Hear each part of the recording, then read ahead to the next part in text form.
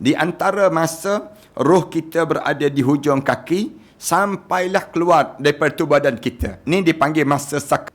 Perlu sangat untuk kita nak perhatikan pada diri kita, nak meluruskan jalan hidup kita dan nak memastikan perjalanan kita ini betul di jalan Allah Subhanahu Wa Taala, dan mati kita tu mati dipanggil husnul khatimah.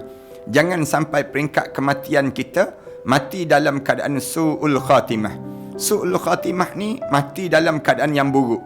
Kenapa mati dalam keadaan buruk? Kerana kita tak berfokus pada masa sakaratul maut yang berlaku pada seseorang ini.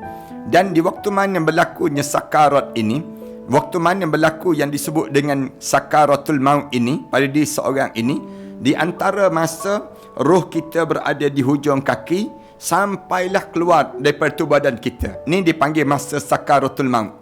Dan dalam tempoh ini pada diri kitanya kita kena pastikan istiqamah kita dengan Islam. Jangan sampai peringkat kita berganjak daripada Islam, jangan.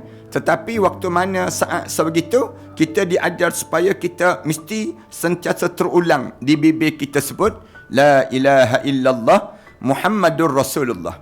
Ini kalimah-kalimah yang kita mesti sentiasa sebut dan sebut, supaya waktu mana kita menghadap depan Allah Subhanahu Wa Taala itu, kita mati dalam keadaan yang penuh keyakinan hidup terhadap Islam. Kita tidak mati dalam keadaan yang buruk kita pada Allah Subhanahu Wa Taala. Hari ini kita nak membicarakan tentang tajuk inilah. Sakaratul maut itu bagaimana cara kematian pada seorang dan berapa sakitnya saat mana melalui sakarat ini sendiri.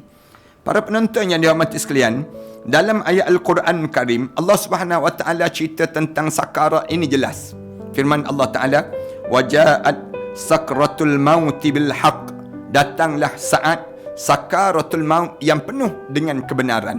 Ini masa yang sering kali ditunggu-tunggu dalam hidup kita. Kalau ditanya, masa bila dalam hidup ni paling penting sekali dalam hidup? Masa sakarat. Kalau kita tanyalah, ada orang kata masa bersunat, masa penting. Ada orang kata masa akad nikah, masa penting.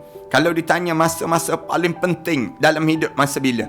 Masa yang perlu diperhatikan betul-betul pada diri kita, masa sakarat.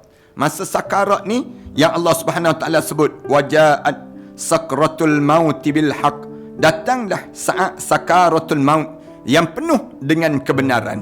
Ini masa yang paling utama dalam hidup. Dalam ayat yang lain Allah Subhanahu Wa Taala sebut, walau tara iziz zalimuna fi ghamaratil maut. Kalaulah kamu diberi peluang untuk kamu lihat, kamu tengoklah bagaimana orang yang zalim di saat mana dia melalui saat ghamaratil maut. Tak disebut sakaratul maut, tapi disebut ghamaratil maut. Ghamarat ni maknanya bebanan kematian. Ghamarat dipanggil yang bila kena sakarat ni, ulama kata dia jadi pada orang mukmin boleh terjadi. Tapi bagi orang yang zalim, dia akan melalui ghamarat. Ghamarat ni lebih berat lagi. Sakitnya saat sakaratul maut yang dilalui pada seorang itu sendiri. Ini dalam surah Al-An'am ayat yang ke-93. Dalam ayat yang lain Allah Subhanahu Wa Taala sebut, falaula idza balagatil hulqum. Falaula idza balagatil hulqum. Dan mengapa ketika mana nyawa sampai di kerongkong? Allah Subhanahu Wa Taala sebut demikian. Mengapa kamu saat mana kena nyawa kamu balagatil hulqum, sampainya roh kamu di halqum. Halqum ni pada diri kita ni, masa tersebut masa yang terakhir dalam hidup kita di atas dunia ini sendiri. Masa maknanya kita kena tinggal dah dunia ni sampai roh kita di halqum ni terkeluar daripada tubuh badan kita. Waktu itu tersebut keluar aja, maka saat itu kita dah berada di alam yang disebut dengan alam barzah. Alam yang kita kena lalui dipanggil alam yang ketiga dalam perjalanan hidup kita di akhirat Allah Subhanahu Wa Taala. Demikian juga dalam ayat surah Al-Qiyamah ayat yang ke-26, kalla idza balagatit taraqi. Jangan begitu hidup ini. Ketika mana roh kamu sampai di taraqi.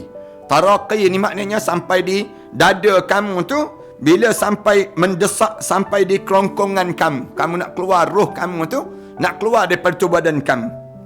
Ini keadaan yang disebut dengan sakarat.